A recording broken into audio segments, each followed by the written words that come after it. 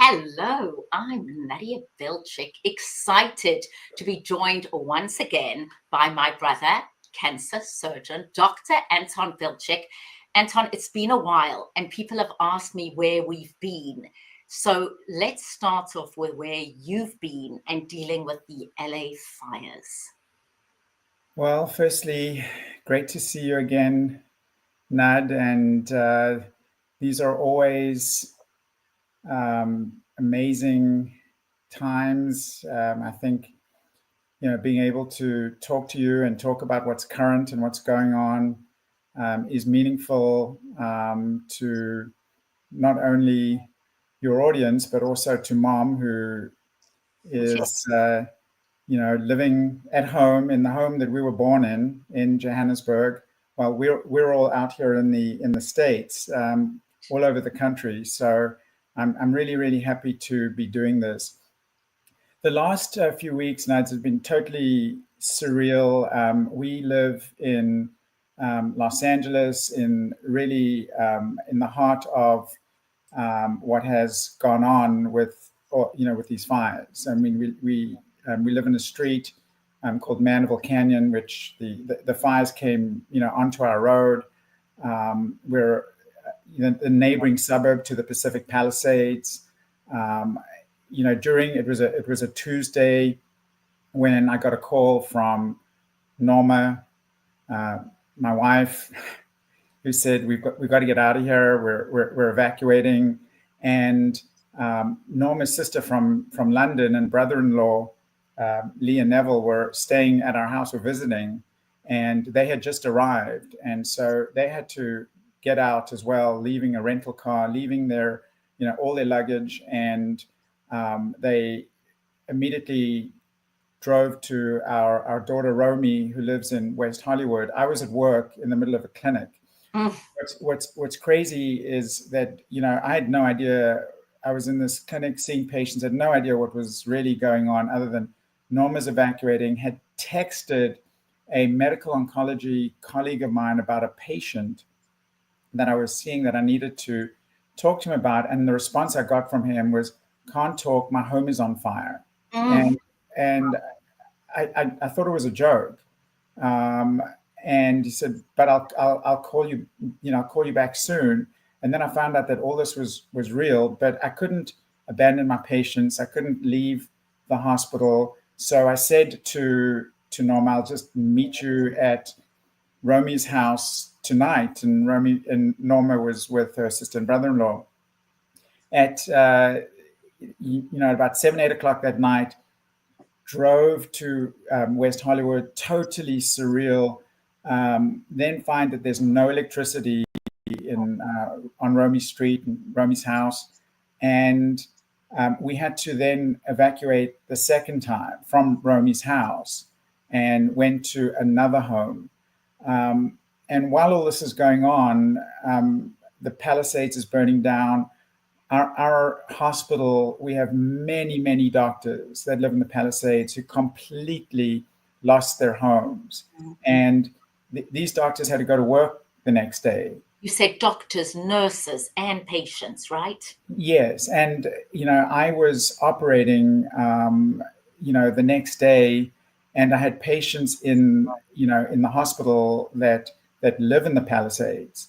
And the, rounding on patients who had lost their homes was just completely surreal. I mean, some patients were recovering from their surgeries who didn't have a home to go to.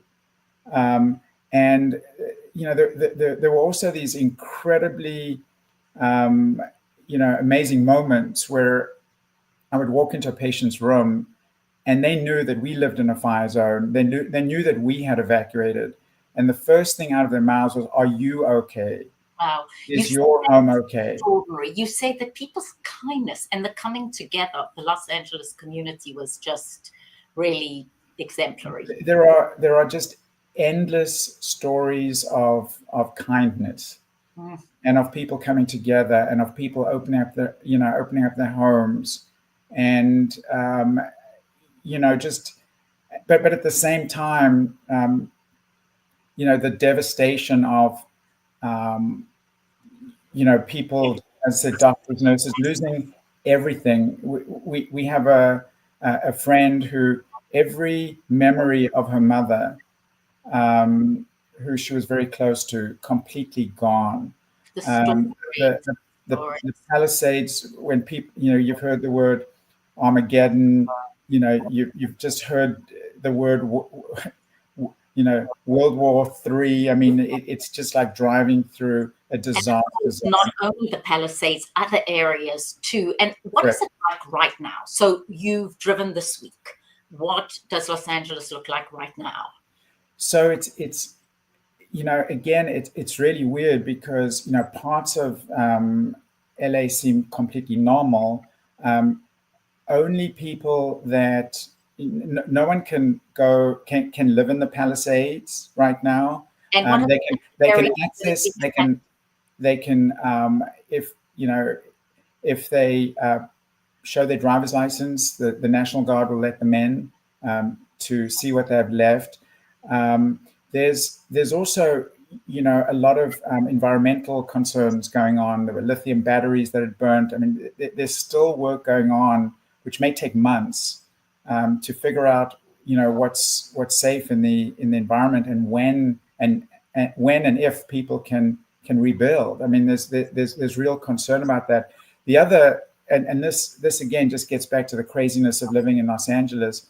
Um, you know, Parts of Malibu have which is decimated, and Pacific Coast Highway, homes on the beach just got destroyed.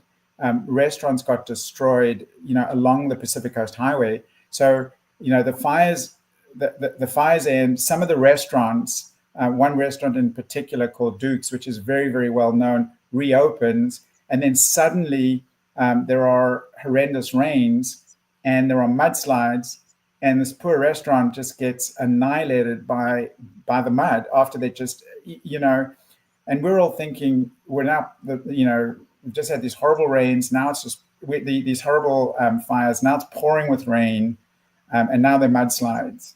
So LA right now, many parts are, certainly West Los Angeles, still not accessible. People having to drive to work because they can't access the, Pacific Coast Highway, having to use freeways, taking them 3 hours to get to work, which normally takes them 25 minutes or half an hour. So people are adapting, but I think there's this general fear of those people that have lost their homes as to how to rebuild, whether they want to rebuild. Do they have the money? I mean, there's so many factors. And of course, we've just heard that the fire chief was fired or demoted. She's apparently still there. So life right now, in a nutshell, there's a lot of uncertainty in LA. There's uncertainty, and there's a lot of anxiety, and there's a lot of, you can feel it. And, while people are trying to carry on with their lives, that everyone knows someone that has lost everything. Mm. And this is maybe a good time to say, if one is going to donate or give, make sure that you're giving to an organization that the recipients are getting the money and it's not so heavily administrative. I don't know what those are. We'd have to look them up. But I think there are many organizations that are legitimate, but also, sadly enough, there have been a lot of scammers. I mean, I'm sure you heard about homes being broken into. People. There was one story of someone who found a fire engine and dressed up as a fireman and was breaking into homes. So as remarkable as the response has been in so many ways, there's always going to be that fringe element that takes advantage and that behaves despicably. Correct. So there's a lot I want to get through today, but thanks for getting us really current in your life, and just hope you stay safe. And I know you're checking air control, etc., and still many friends are impacted. So we're going to transition now, if that's okay, and really talk about another current thing, which is a Time magazine article that came out. And it was this, and it said, "Our Cancer Mystery." This is Time magazine saying why it's now striking us so young. So a transition, we're speaking about LA and the fires up until now, if you're just joining us, but we're now going to Anton's area of speciality. He is a cancer surgeon, a colorectal cancer surgeon. I want to cover this just because it is current. Can we go back? In one of our first episodes, we spoke about the rise in cancer amongst young people. But for people who are joining us either today or listening to a recording or watching a recording, what's important and what do we need to know? Well, that's what's incredible about that article, and also about some of the previous discussions we've had on this cancer mystery in young people. So much new stuff has happened even since we last spoke. And, obviously this is an area of enormous, interest to me as a cancer surgeon, as a gastrointestinal cancer surgeon, because colon cancer is now the single highest cause of cancer-related deaths in males under age 50. And it is, going to be the highest in women by the year 2030. And there are many theories, but we're learning so much more. There are obvious risk factors that have been discussed previously, whether it's diet, processed food, lack of exercise, smoking, lifestyle. But now it's we hear the word microbiome, and we've touched on it a little bit before, but in very simple terms, what is the microbiome? Since everyone is talking about it. So the microbiome are these trillions, and I mean trillions, of bacteria and viruses that live within our body. And these bacteria and viruses are extremely important in maintaining a balance, in keeping the immune system intact. And disruption of the microbiome has now been linked to heart disease, to cancer, to Alzheimer's, to anxiety, to depression, to PTSD, to just about everything. And researchers have literally established these links.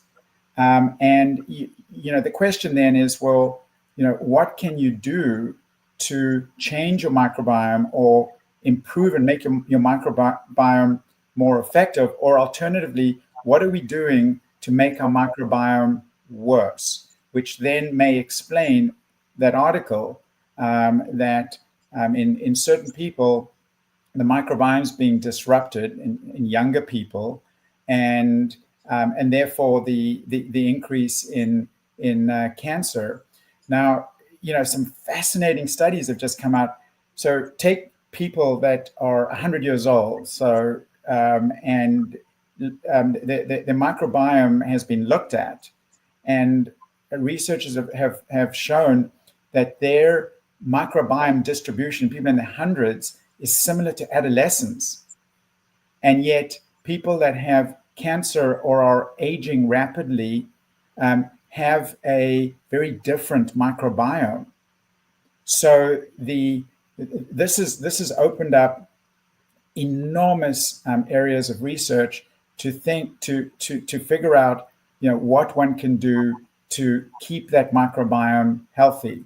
Now, and that's something you think about yourself, so correct. You can tell us what you're doing. Right. So here are the obvious things that we know about, right? Because the microbiome is linked to the immune system and what we call the immune microenvironment. And when your immune system is not working properly, you're prone to different illnesses, and you're prone to cancers and everything else. So the first thing is exercise and diet. So let's just talk about exercise. So exercise, as we all know, is important. I don't think anyone questions the role of exercise, but the fact that exercise is considered anti-inflammatory and can actually improve the effect of the positive microbiome, the important bacteria and viruses within our body, is in itself very important. So that's an easy one. Okay, and there's no doubt about about it. Then we get into stress. There's now numerous studies that show that what does stress do? It brings your immune system down. It creates disarray among, again, the microbiome, and that's why stress is being linked to so many illnesses. And one of the theories is that it's due to this disruption in the microbiome and the immune system. Now, so people really have to think in terms of stress reduction, and also sleep. So the importance of sleep, and then what happens with the lack of sleep. So not sleeping properly, disruption in the microbiome, and you're prone to different illnesses. Now we get onto the most controversial area of microbiome, which everyone has their own ideas about, which is diet, right? There's, of course, the Mediterranean diet. The Mediterranean diet there are studies that have shown that it has a very positive effect on the microbiome, and that if you have the Mediterranean diet, you can actually live longer because of its effect on the microbiome. But there are other studies that are still looking at that, and it's the data is not that clear. And then we have what's known as prebiotics, probiotics, and then symbiotics. So okay, unpack that for us. Right. Pre, pro, and sim. Right. So prebiotics, taking certain foods or medicines that improve the effect of the bacteria in the body.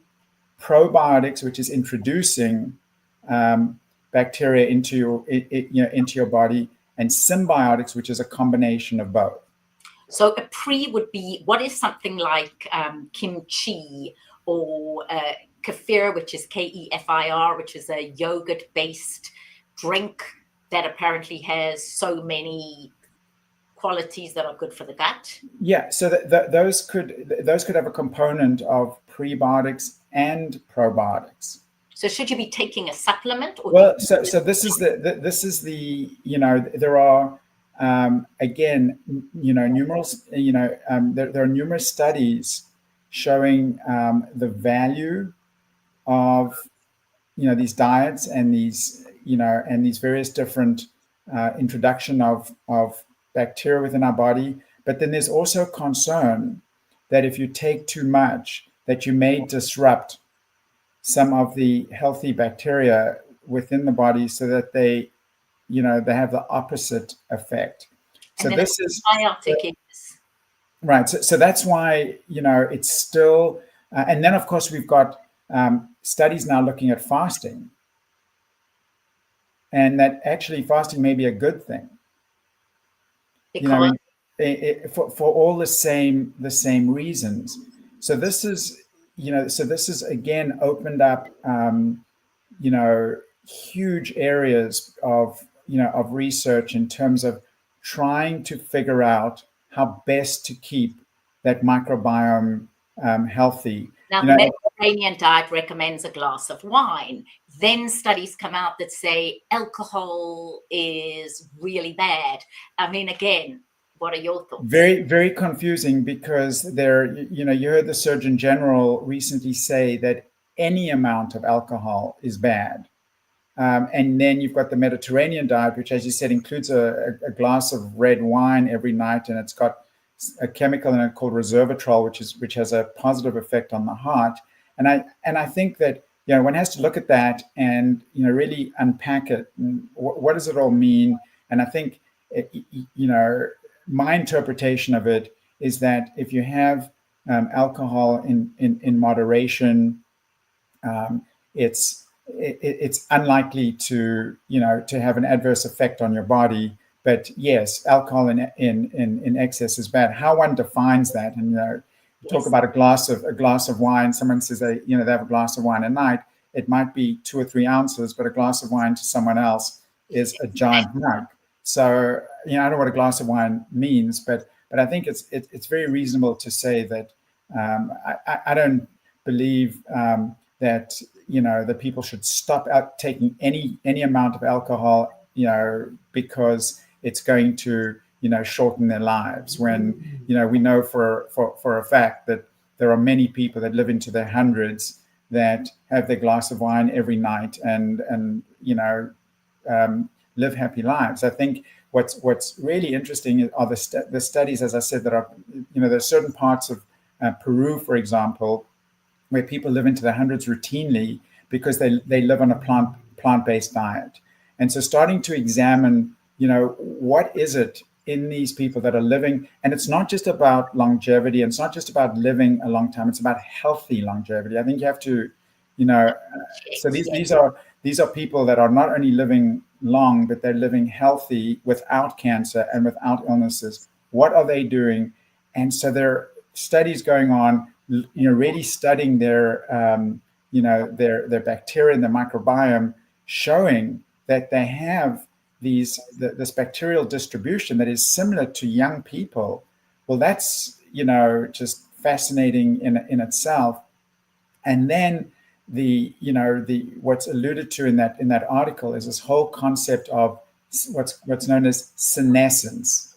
And senescence, it means that as we age, cells die, and the dead cells just kind of hang around.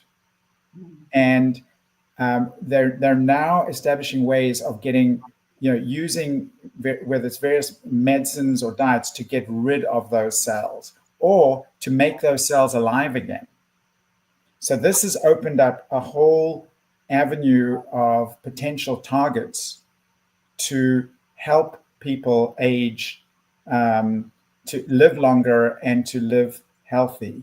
So which is the subject of our podcast. We started these conversations, if you're just joining us. My brother, Dr. Anton Bilchik, is a colorectal cancer surgeon. We wanted to help people unpack what it was to live long, live strong, live healthy. Are we ready to get onto stress and communication, or it sounded like you had a thought you wanted to finish? No, I think that, there's the bottom line of that article.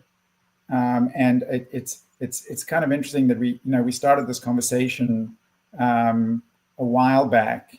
Is that even since our conversation about nutrition and the microbiome and and aging, there's been so much more research done that you really have to wonder, where are we going to be 5 years from now in terms of are we taking a medication that will help us, live longer. I mean, we literally are, in that space right now where all this is being looked at. I mean, who would have thought the whole rise of Ozempic and Mounjaro and these GLP-1s, which have transformed so many people's lives, who would have thought that something like that would have come along? So we'll continue to track the changes and the news right here with you, which is why I so appreciate having these conversations. Just a reminder, we started this conversation when Princess Catherine was diagnosed with cancer, and suddenly the whole world was astounded that this young, seemingly healthy woman could get cancer. So it's certainly a conversation worth continuing. So something I really wanted to focus on today, and something that I speak about a lot, is communication and stress. So you've spoken about the fact that stress is a contributing factor to dis-ease, to not being well, can even maybe affect the gut and the microbiome. So something I've been speaking about is why and how skillful communication can help you reduce stress. I'm not saying eliminate it, but can reduce it. So, Anton Bilchik, being my brother, I want to share the 4 pieces of advice that I give people on how to reduce stress when it comes to communication. And I call it lighting the fire, F-I-R-E, just so that everybody can remember what fire is. And the first thing is how you feel about yourself. So I'm going to keep this brief, but check in with how you feel about yourself. Check in. Am I getting hijacked by a situation or a moment? In training, we call this amygdala hijack, where the same rational part of your brain is hijacked by the primitive brain. It's a state commonly known as fight, flight, or freeze. So feel good about yourself. Check in with how you feel about yourself and ensure that you're not going into fight, flight, or freeze. Does that make sense? Well, it makes perfect sense. And as I said, there's, what you've just alluded to is something we've suspected, for a long time, but now this is all linked to all the things that we're talking about. So if you can, reduce your stress through better communication, just reduce your stress in general, it there's real science that it's going to improve your immune system and your ability to be healthy. So I think that we all struggle with with ways to improve our communication. I know I do. I can be in the operating room, or I can be in a meeting with other doctors where you can feel your stress level going up, and I think anything that we can learn to improve our communication skills and to reduce our stress, I think is something that we as physicians don't think enough about, and that's and that leads to burnout. And burnout is a real, not just for physicians, but for anyone. And so anything that we can learn from you in terms of improving our communication skills and stress reduction, I think would be enormously valuable. So why I call it fire, Anton, and thanks for reinforcing that, is as we just saw in Los Angeles, fire has the potential to destroy, but fire also has the potential to warm. So the acronym I use is FIRE. The first, how you feel about yourself. The I of lighting the fire is to show genuine interest in others. And in all my workshops and keynotes, I go into why that's such an important part of stress reduction, because if I show interest in you and where you're coming from, and I have empathy, it reduces my stress, because instead of seeing the world only from my point of view, I see it from yours. The R part of lighting the fire, which is the most important part of skillful communication, is how you respond. And I share this Viktor Frankl quote with you, and I hope you, and because you are so skilled at what you do, and whoever's joining us takes this, and that is this: between stimulus and response, there lies a pause. And in that pause lies your power to choose. So what I always encourage people in my workshops and keynotes and classes is to pause before you respond, because it's often that gut reaction, that primitive reaction, that primary reaction that gets you into trouble. So it's to take a pause so that your sane, rational brain can kick in. So if I was speaking to a group of physicians under pressure, and I speak to financial people, and I speak to all kinds of people across industries, it's the R is how do you respond? And are you responding in a way that is mature and evolved, and that reduces your level of stress and the level of stress of the others? So thoughts around that, your response. Yeah. So, I've been actually, when I heard you mention that, I've been trying to use that, in stressful situations to pause, breathe, take deep breaths, and sometimes, think about something that I'm going to say, but not necessarily say it. Yes, we say all feelings are valid, all behavior is not. Well, that's very profound.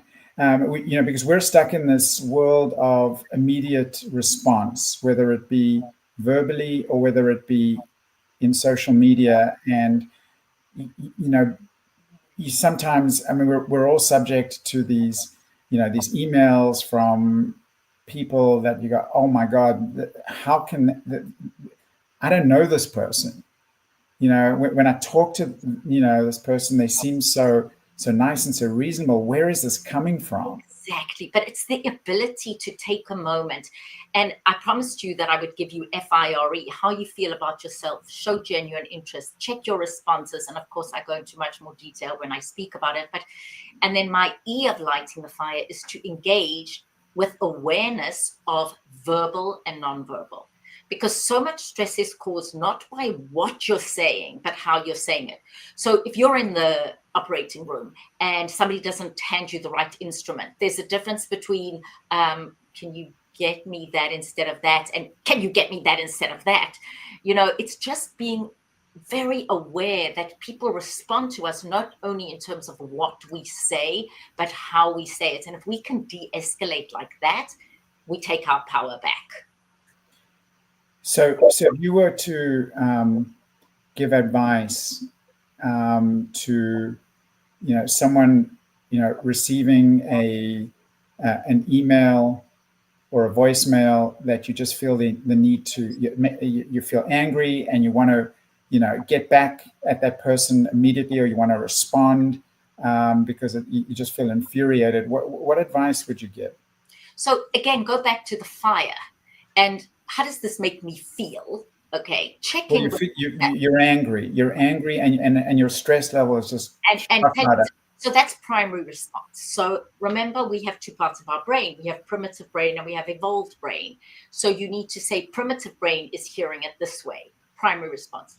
What's my secondary response? My secondary response is, let me try and understand where this person was coming from.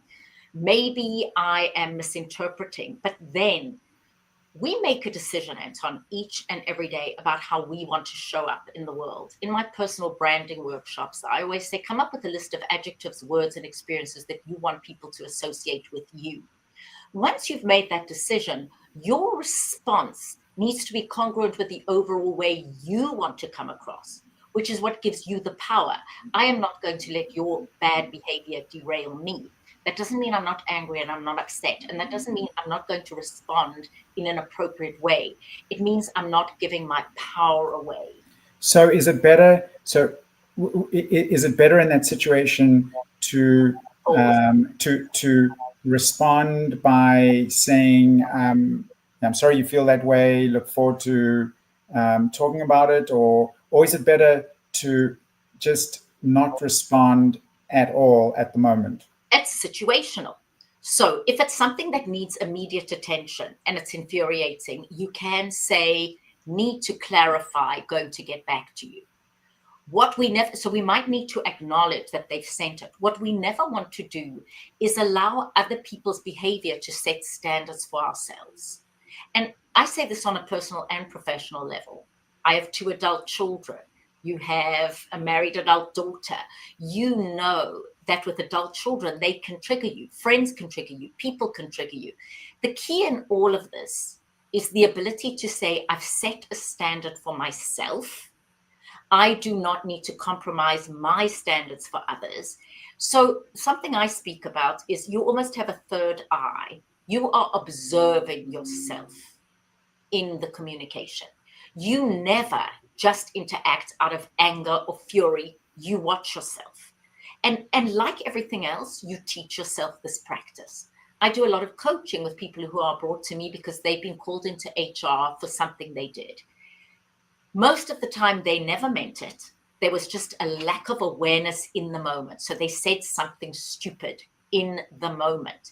And all I'm urging people to do is slow down. And we can slow down our limbic system, our brain, enough to say what's going on here. But like every other practice in communication, this is a skill. This requires you being intentional and mindful and taking yourself off autopilot. This coming week, I'm going to be speaking at a huge conference. If anybody's joining me today, who'll be at Women's Food Service Forum on Tuesday, I will be speaking about owning your network and building mutually reciprocal, high-quality connections. And all of this feeds into the same thing. If you want to develop these kind of high-quality, mutually reciprocal relationships, people aren't perfect. So you have to be able to masterfully communicate. And my last thing is to say that the level of stress in communication happens 99% of the time, and I see it in the corporate world, because people assume. And I'll share this last thought with you, and it really ties into stress. In the absence of proper information, people come to their own conclusions. So I'm completely stressed by what I'm seeing or hearing without finding out all the facts. And I'm allowing that primary reaction to take over and not having the skill to go to secondary. And I believe if we master that skill, for me, I've been teaching and training for several decades now, it reduces my stress. because I am not constantly allowing other people's bad behavior to trigger me.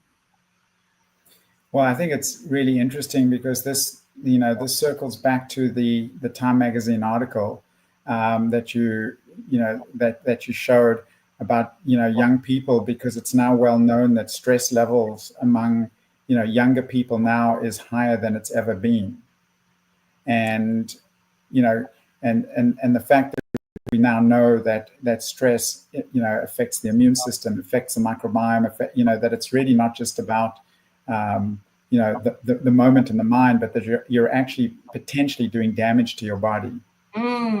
Anton, I would love to get Jonathan Haidt on the HAIDT on our podcast. He's written a book on the age of anxiety and really how social media is adding to people's anxiety. So again, why I say the fire is how you feel about yourself. If you find yourself scrolling social media and comparing yourself to other people's highlight reels, we famously say you compare your real life to other people's highlight reels. It's just being intentional, because Jonathan Haidt says the reality is that social media has done so much damage to this generation in terms of increasing anxiety. So maybe that all has a part to play. Absolutely. So we have reached our time. I said, let's keep it shorter, but we are still under 40 minutes, which is very good for us. So as we embark on this 2025, we've already had a whole month, and we end this with a particularly stressful time in the world. So I have my last thoughts for today, and then please share yours. So my reality at this point is there are so many areas of concern in our lives right now, things we have no control over. Things that are happening in the Middle East, things that are happening in Ukraine, things that are happening politically, things we don't have control over, including the egg price, I say. So my goal in life always to say, how can you be a proactive influencer versus a reactive responder? And proactive influencing begins with controlling your health as much as you can, which is why I'm so excited Anton and I get to talk about live long, live strong, live healthy. So for this week, try and be a proactive influencer versus a reactive responder. And it's over to you. Final closing words. And then, of course, our mother, who is in Johannesburg, gets to watch this recorded. So we won't forget to say, hi, Mom. I have similar thoughts. And this week, I met with researchers, scientists, doctors, to try and think about things that we can control right now, knowing that certainly in the medical world, there are huge changes that are taking place within the National Cancer Institute, within the National Institute of Health, within the CDC, that we just cannot control. I think most medical people don't approve of non-medical people making decisions on which grants get funded, on whether vaccines, whether the people should take vaccines or not take vaccines. So there's massive anxiety among the medical world as to how information is being disseminated. But we have to move on. And so a lot of our discussions this week was just focusing on things that we can do and not focus on the noise that we have no control over. I think that is a great way to say control the controllables. And so we can control saying hello to our dear mom. So hi, Mom in Johannesburg. Hi, Mom. And I look so forward to more time with you to unpack, because we have lots of questions coming in, lots of responses, and just appreciate your very precious time, and just always a pleasure. So as we say, live long, live strong, live healthy. I'm Nadia Bilchik, joined by my brother, cancer surgeon, Dr. Anton